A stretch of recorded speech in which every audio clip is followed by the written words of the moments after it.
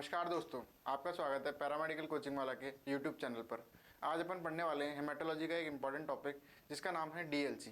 जिसका पूरा अगर मैं पूरी फुल फॉर्म बताऊं तो इसकी पूरी फुल फॉर्म क्या होगी सर? Differential leucocyte count. ठीक है, ये अगर आपने पहले पढ़ रखा होगा शायद, डीएलसी डिफरेंशियल ल्यूकोसाइट काउंट होता है। ठीक है, इसको थोड़ा समझते हैं अपन। ठीक है, हेमेटोलॉजी का एक अच्छा इंपॉर्टेंट टॉपिक है और इससे से ही जब जो भी अगर सीबीसी की रिपोर्ट देखते हैं तो अगर अपन आरबीसी के अलावा जो और एक इम्पॉर्टेंट चीज़ देखते हैं सीबीसी की रिपोर्ट में, तो अपन डीएलसी और जो अपना टीएलसी देखते हैं। ठीक है, डीएलसी टीएलसी क्या होता है मैं थोड़ा सा यहाँ पे बता देता हूँ आपको। ठीक है, डीएलसी क्या होता है बेसिकली? डीएलसी का मतलब क्या है बेटा? डीएलसी का मतलब है सर डिफरेंशियल ल्यूकोसाइट काउंट। ठीक है, डिफरेंशियल ल्यूकोसाइट काउंट। ठीक है, और टीएलसी क्या होता है सर? टीएलसी अपन आज नहीं पढ़ रहे पर फिर भी मैं थोड़ा सा बता दूंगा आपको टीएलसी क्या होता है। ठीक है, डिफरेंशियल ल्यूकोसाइट काउंट देखो, सबसे पहले क्या है सर? टीएलसी देख लेते हैं थोड़ा सा। टीएलसी क्या होता है? टीएलसी होता है टोटल ल्यूकोसाइट काउंट। मतलब कि सर अपने मतलब किसी भी इंसान की बॉडी में कितनी ल्यूकोसाइट है, तो अपन पूरी नंबर ऑफ ल्यूकोसाइट नहीं बताते, पर माइक्रोलीटर में बताते हैं। ठीक है, पर माइक्रोलीटर में। जैसे किसी की मान लो 10,000 है। ठीक है, 10 के लिख देता हूँ मैं, 10,000 पर माइक्रोलीटर है। ठीक है, 10,000 पर माइक्रोलीटर जो टीएलसी है, तो ये अपन इसकी टीएलसी बताएंगे। उसमें कितनी नंबर ऑफ डब्ल्यूबीसी है। टीएलसी मतलब जो leucocyte, total leucocyte count. Leucocyte का मतलब होता है डब्ल्यूबीसी, इसमें टोटल नंबर ऑफ डब्ल्यूबीसी कितनी है। तो ये तो हो गया सर इसका टोटल नंबर। ठीक है, डीएलसी में क्या होता है? डीएलसी देखना ध्यान से। डीएलसी क्या होता है? Differential leucocyte count. डिफरेंशियल का मतलब क्या है कि सर अलग अलग करना, डिफरेंशिएट करना। डिफरेंशिएट का मतलब क्या है सर? अलग अलग करना। अलग अलग किसको करने सर अपन? अलग अलग करने से पहले आपको ये पता होना चाहिए कि डब्ल्यूबीसी कितने टाइप की होती है। ठीक है, डब्ल्यूबीसी कितने टाइप की होती है? तो डब्ल्यूबीसी कुल 5 टाइप की होती है, जिसको 2 ग्रुप में डिवाइड किया जाता है। ठीक है, मैं यहाँ पे डिवाइड करके बता देता हूँ। 2 ग्रुप में डिवाइड करते हैं। एक तो कौन सी होती है बेटा? ग्रैन्युलोसाइट्स होती हैं। ठीक है, ग्रैन्युलोसाइट्स होती हैं और एक होती है ए ग्रैन्युलोसाइट्स और ए ग्रैन्युलोसाइट। नाम समझ में आ रहा हो? ग्रैन्युलोसाइट वो होती है जिनमें ग्रैन्युल्स प्रेजेंट होते हैं और ए ग्रैन्युलोसाइट वो होती है जिनमें ग्रैन्युल्स एब्सेंट होते हैं। ठीक है, तो इसके बेसिस पे डब्ल्यूबीसी जो ग्रैन्युलोसाइट होती है उसमें 3 टाइप की डब्ल्यूबीसी आती है। कौन कौन सी आती है? 3 टाइप की। एक तो आती है बेटा न्यूट्रोफिल, जो सबसे ज़्यादा मोस्ट अबंडेंट कौन सी होती है? न्यूट्रोफिल्स होती हैं। ठीक है, दूसरी कौन सी होती है कि सर बेसोफिल्स होती हैं। ठीक है, बेसोफिल्स होती हैं। और तीसरी होती है जो ग्रैन्युलोसाइट की बात कर रहा हूँ, जिनमें ग्रैन्युल्स प्रेजेंट होते हैं। ठीक है, ग्रैन्युलोसाइट का मतलब क्या है? ये जो छोटे छोटे ग्रैन्युल्स प्रेजेंट होंगे। तीसरी होती है ईओसिनोफिल्स।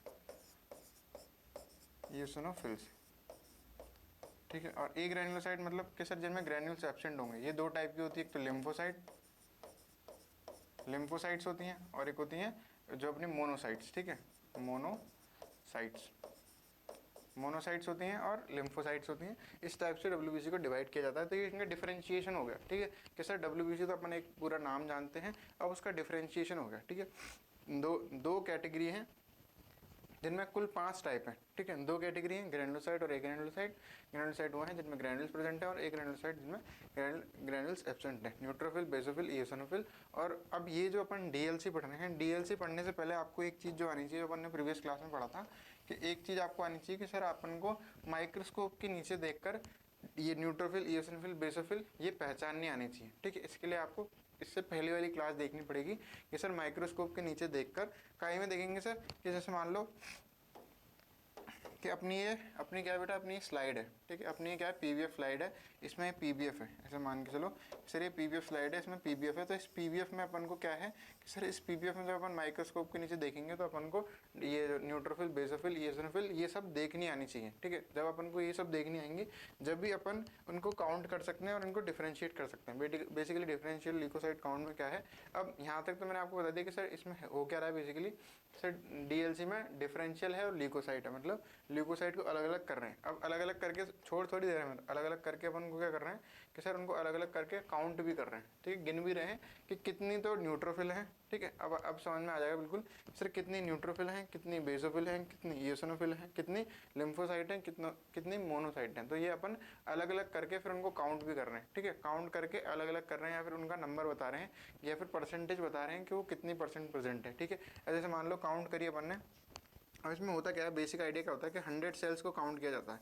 ठीक है, अपन क्या करते हैं सर, पीवीएफ के अंदर 100 सेल्स को काउंट करते हैं, 100 सेल काउंट करने के बाद कितनी उसमें से फिर देखते हैं भाई कितनी परसेंट न्यूट्रोफिल है। ठीक है, अब मैंने बोला कि आपको जो पीवीएफ है उसके नीचे ये सेल्स देखनी आनी चाहिए, पहचाननी आनी चाहिए, जब भी आप इनको काउंट कर सकते हो। तो आप 100 सेल काउंट करते हैं अपन, फिर 100 सेल में से परसेंटेज निकालते हैं। मान लो न्यूट्रोफिल 70% आई, जो अपनी लिम्फोसाइट है वो मान लो 22% आई, फिर ऐसे ऐसे करके जितनी परसेंट आएगी वो फिर अपन डीएलसी में लिख देते हैं। तो ये इसका बेसिक आइडिया हो गया।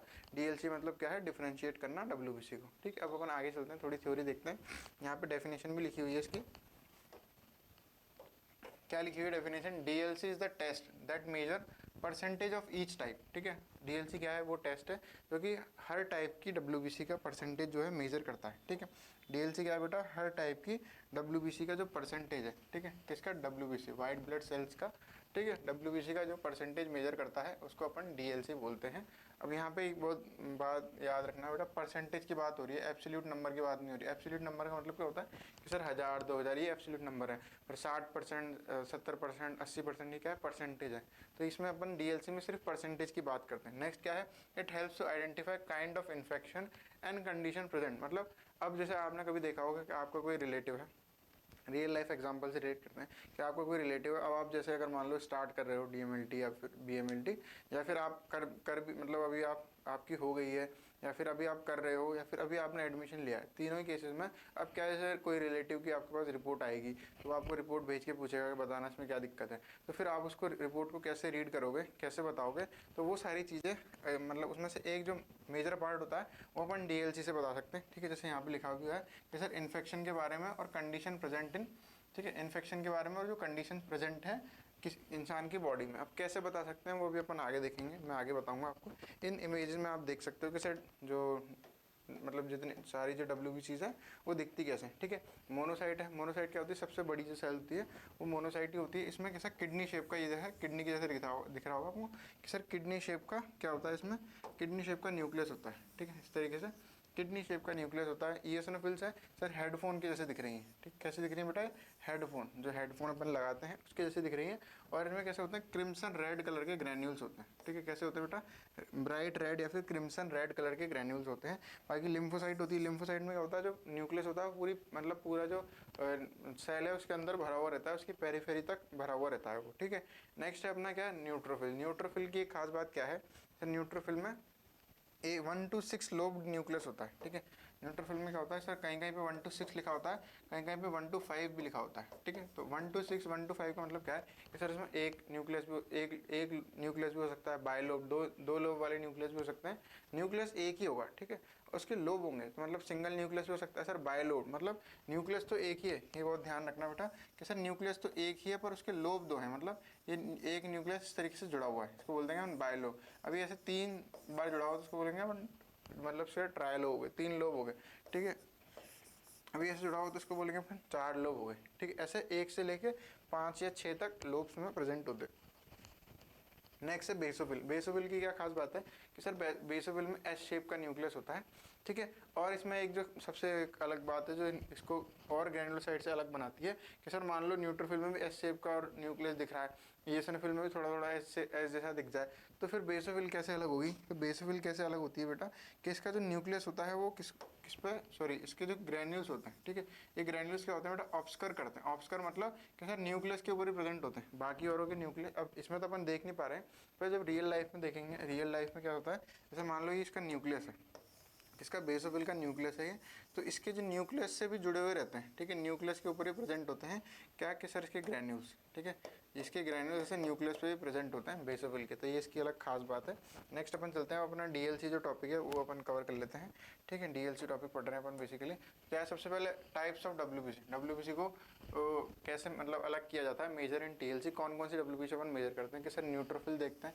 ठीक है, अब यहाँ पे देखना, अब यहाँ पे जो मैं आपको बता रहा हूँ ना, कोई भी रिलेटिव आपको पूछे तो कैसे आप बता सकते हो, तो ऐसे बताना। देखो, अगर उसकी न्यूट्रोफिल बढ़ रही हो, डीएलसी आपने देखी तो न्यूट्रोफिल बढ़ रही हो तो उसको बैक्टीरियल इन्फेक्शन होगा।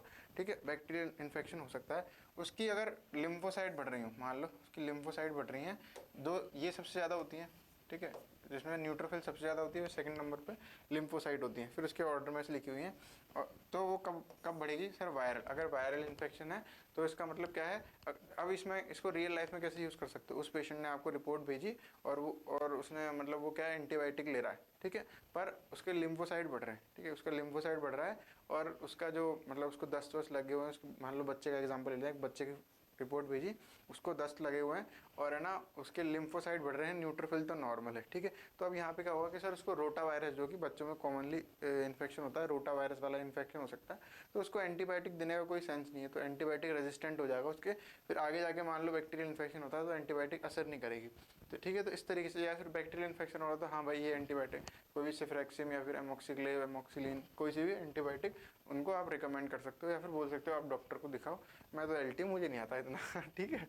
उसके बाद हाँ यूँ आइडिया पता लग सकता है कि हाँ ये हो सकता है, पर कभी भी आपसे कोई पूछे अपन को ज़्यादा बहसबाजी नहीं करनी कि भाई मैं ही डॉक्टर हूँ, अपन को क्या करना है कि आप एक बार डॉक्टर को दिखा लो, ठीक है। मैं तो सबसे बेस्ट काम यही करता हूँ, कोई मेरे से पूछता है तो एक बार सही से डॉक्टर को दिखाओ, ठीक है। नेक्स्ट क्या है बेटा? नेक्स्ट है अपना मोनोसाइट, ठीक है। मोनोसाइट होते हैं 2 से 10% प्रेजेंट होते हैं, ये क्रोनिक इन्फेक्शन में, ठीक है, या इन्फ्लामेशन में, सूजन में या फिर इन्फेक्शन में, इन्फ्लामेशन में ये बेसिकली प्रेजेंट मतलब दिखते हैं, इंक्रीज होते हैं, ठीक है। ईओसिनोफिल्स का होता है। अब ये वाइवा का बहुत इंपॉर्टेंट क्वेश्चन है, वाइवा वाले पूछते हैं कि ईओसिनोफिल कब बढ़ते हैं? एलर्जिक में और पैरासिटिक इन्फेक्शन में, कभी भी एलर्जिक इन्फेक्शन, एलर्जी होती है, ठीक है, तो उसमें या फिर पैरासिटिक इन्फेक्शन में बढ़ते हैं। नेक्स्ट क्या है? Basophils in increase in chronic inflammation, hyper sensitivity, जब हाइपर सेंसिटिविटी रिएक्शंस होती हैं वहाँ पर बेसोफिल्स बढ़ते हैं, थोड़े बहुत कैंसर्स में भी बढ़ते हैं ये, और क्रोनिक इन्फ्लामेशन जब हो रहा है जब बढ़ेंगे। क्रोनिक का मतलब क्या है कि सर लंबे टाइम तक अगर इन्फ्लामेशन हो रहा है तो उसको अपन क्रोनिक इन्फ्लामेशन बोलेंगे, ठीक है। तो ये अपने टाइप्स ऑफ WBC हो गए।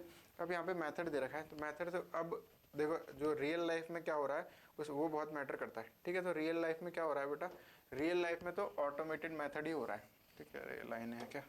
रियल लाइफ में कौन सा मेथड चल रहा है कि सर रियल लाइफ में तो ऑटोमेटेड मेथड ही चल रहा है। अब जो ये वाला जो मेथड है ना, ये जो मैं अभी बताऊंगा दूसरा वाला, इसको कोई नहीं करता। अब क्या होता है सर, CBC की मशीन होती है वो अपने आप, उसमें भी फिर पार्ट्स होते हैं, 3 पार्ट, 5 पार्ट और 7 पार्ट। 3 पार्ट, 5 पार्ट और 7 पार्ट का भी वही मतलब है सर। 3 पार्ट तो वो जो ग्रैनुलोसाइट है और जो न्यूट्रोफिल और लिम्फोसाइट है उनको अलग कर रही है, ठीक है। और जो 5 पार्ट और 6 पार्ट होती है उनमें हर एक को 7 पार्ट होती है, उसमें सारे सेल्स को अलग कर देती है। 5 पार्ट में फिर जो neutrophil, basophil, eosinophil, monocyte, lymphocyte, पांचों अलग हो जाते हैं, तो वो उसके पार्ट्स के हिसाब से होती है।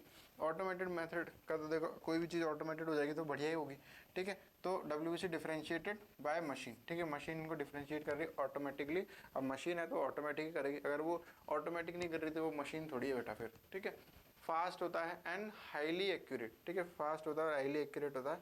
अब अपन तो काउंट करेंगे तो अपना हो सकता है अपन कुछ गलती कर दें, पर मशीन गलती कम करती है, इसलिए तो वो मशीन है बेटा। इंसान गलती इंसान से होती है, मशीनों से नहीं होती, ठीक है। मशीन तो खराब होगी जब गलती होगी उससे, ठीक है। नेक्स्ट क्या है?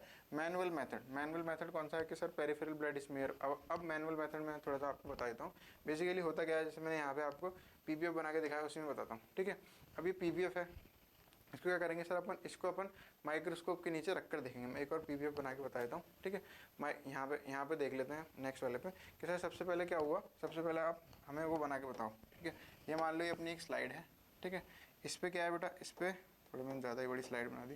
इस पर अपनी PPF है, ठीक है। इसको अपन ने क्या कर रखा है, अभी PPF बनाई सर, इसको अपन ने किससे करा सर? लीशमान स्टेन से या फिर जिम्सा से या फिर कोई सी भी रोमनस की स्टेन होती है, जैसे जैनर होती है, ठीक है, लिशमान होती है, इन स्टेन से इसको स्टेन कर दिया। अब उसके बाद क्या होगा बेटा, स्टेन करने के बाद फिर अपन अब इसको इसमें मतलब DLC करेंगे। DLC कैसे करेंगे?